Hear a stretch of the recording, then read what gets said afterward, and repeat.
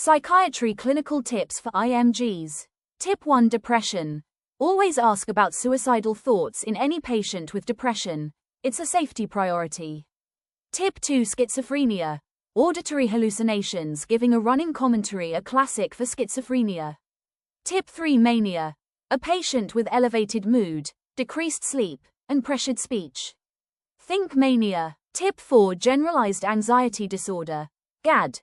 Excessive worry for more than 6 months with physical symptoms like restlessness or poor sleep suggests GAD. Tip 5. Panic attack. Sudden onset palpitations, sweating, chest pain, and fear of dying. Classic panic attack, but always rule out cardiac causes first. Tip 6. OCD. Remember the difference. Obsessions are intrusive thoughts, compulsions are repetitive behaviors to reduce anxiety.